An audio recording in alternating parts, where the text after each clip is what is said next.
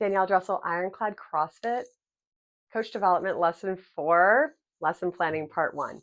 For this workout, I chose 3 rounds for time of a 400-meter run, 20 kettlebell swings, a 25 for men, 20-calorie row for ladies, and 15 toes to bar. How I took this approach was outside in. I'm going to bookend beginning with my 3-minute whiteboard brief. I need to keep that short.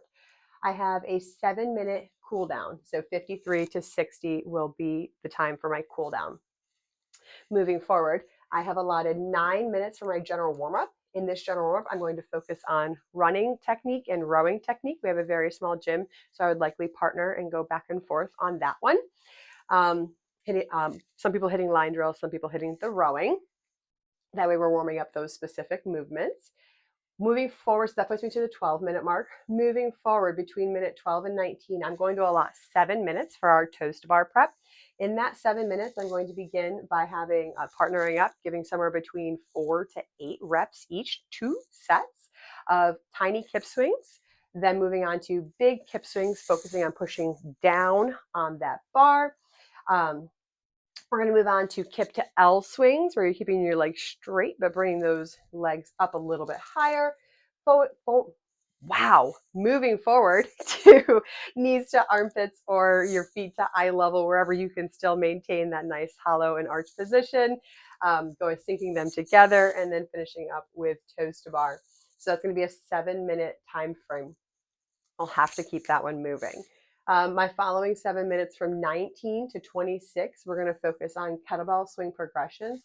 First, focusing on the hike ups, the starting position, sending it into your hips, 1 rep, set it back down. We're then going to move on to Russian kettlebell swings, where we're focusing on the timing of our hips, making sure that we're actually using our hips and not bringing the kettlebell out first. And then finally, we're going to go into some American, if they can, all the way up or eye level, whatever they need it to be. So minute 19 to 26 is going to be kettlebell swings. We're going to have a quick 4 minutes here for another, I wouldn't want to call it a secondary whiteboard brief, but bring it in. Let's explain it one more time. We're going to go over our workout prep, which will essentially be a mini round, combining all of these together, making sure that logistics work. We're going to give them a 3-minute break. We're going to tell them it's 2 minutes, but we're going to give them 3 because we all know that it's going to take that extra minute to get everybody back together.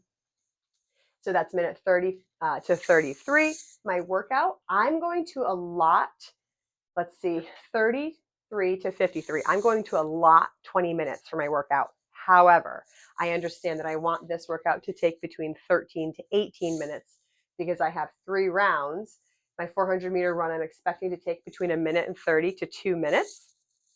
My kettlebell swings, I'm going to go between 20 of them, between 30 seconds to 1 minute, allowing time in for that transition, that fatigue to set in.